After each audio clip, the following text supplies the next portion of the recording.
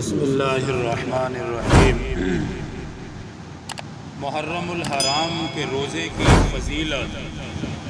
ارشاد فرمایا رسول اللہ صلی اللہ علیہ وآلہ وسلم نے کہ سب روزوں سے افضل رمضان کے بعد اللہ سبحانہ و تعالیٰ کے ہاں محرم الحرام کا روزہ ہے، یعنی اس کی 10ویں تاریخ کو روزہ رکھنا رمضان المبارک کے سوا اور سب مہینوں کے روزوں سے زیادہ ثواب رکھتا ہے۔ یہ صحیح مسلم میں حدیث ہے۔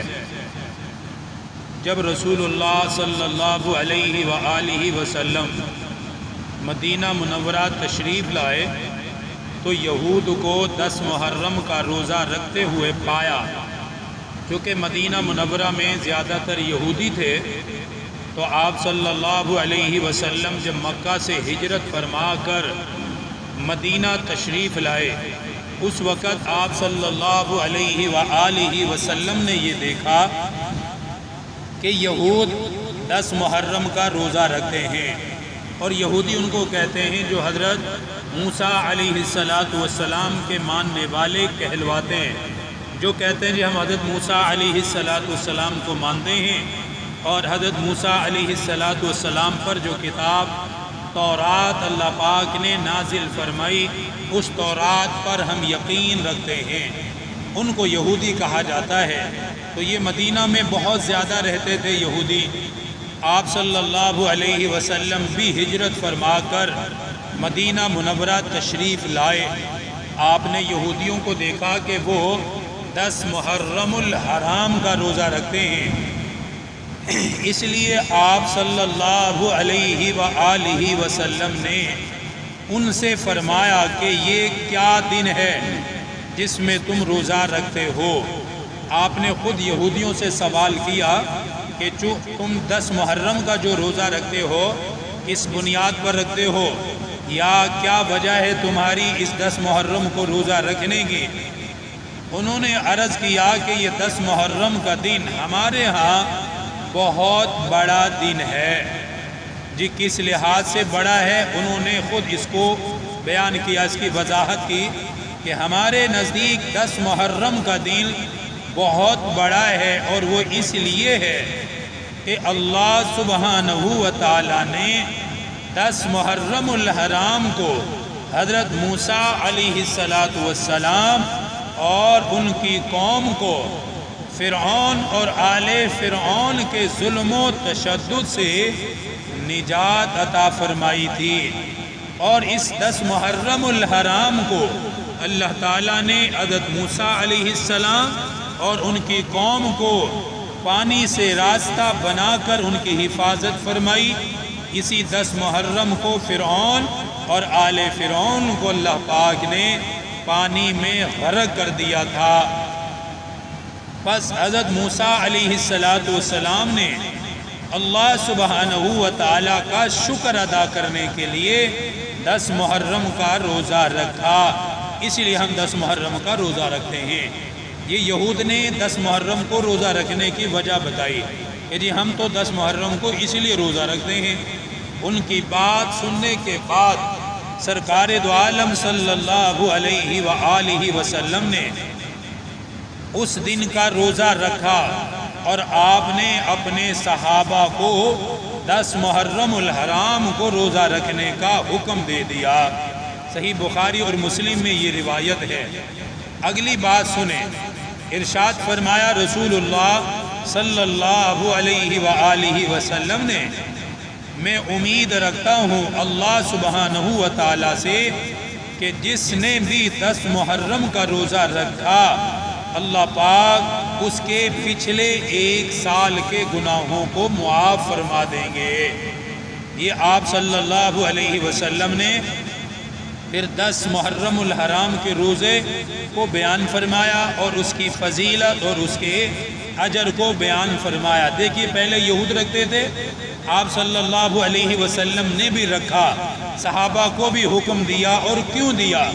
اگلی حدیث میں اس کی مکمل وضاحت ہے کہ کسی کے دماغ میں یہ بات پیدا نہ ہو جائے کہ 10 محرم کو تو یہودی رکھتے تھے روزہ، تو ہم کیوں رکھیں 10 محرم کو؟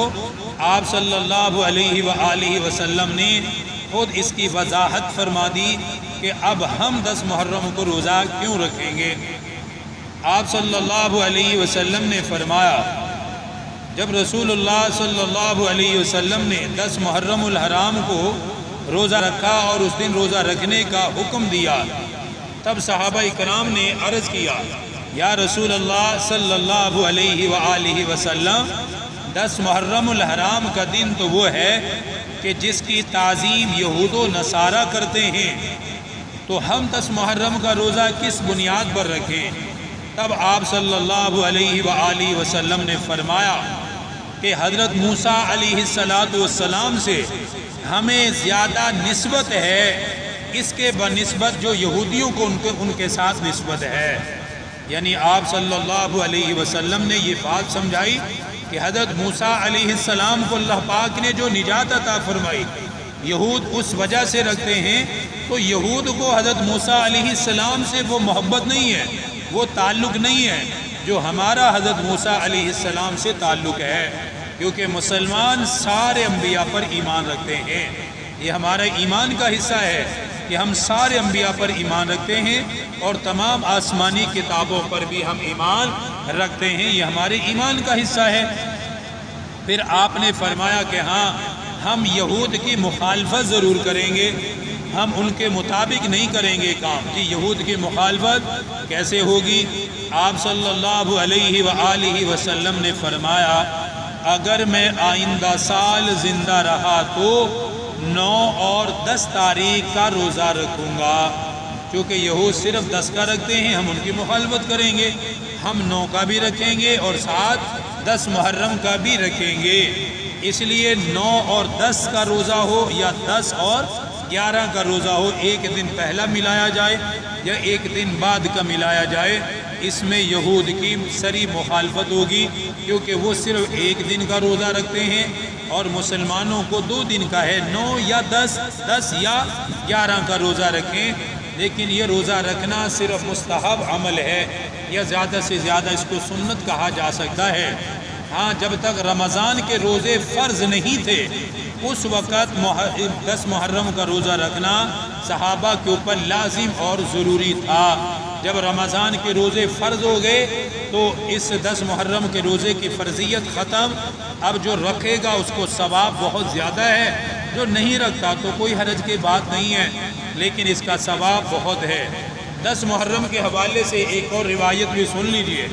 ارشاد فرمایا رسول اللہ صلی اللہ علیہ وآلہ وسلم نے، جس آدمی نے 10 محرم الحرام کو اپنے اہل و عیال پر خرچ کرنے میں فراخی کی، یعنی ان کے خرچ میں کچھ اضافہ کیا، تو فرمایا اللہ تعالیٰ سارے سال اس کے رزق میں برکت عطا فرمائیں گے۔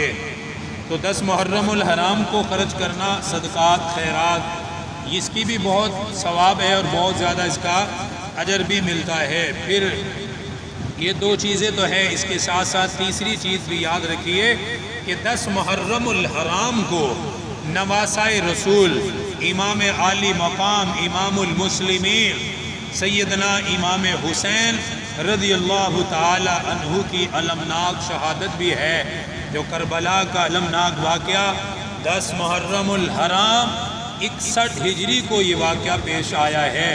تو اس لیے اس لحاظ سے بھی 10 محرم الحرام کو قابل احترام، یا اس میں حضرت امام حسین رضی اللہ تعالیٰ عنہ کا خصوصاً ذکر کیا جاتا ہے۔ لیکن افسوس کی بات یہ ہے کہ بعض لوگوں نے اس 10 محرم الحرام کے دن کو بھاری دن قرار دے دیا، بعض لوگوں نے تو نعوذ باللہ اس کو منحوس قرار دے دیا۔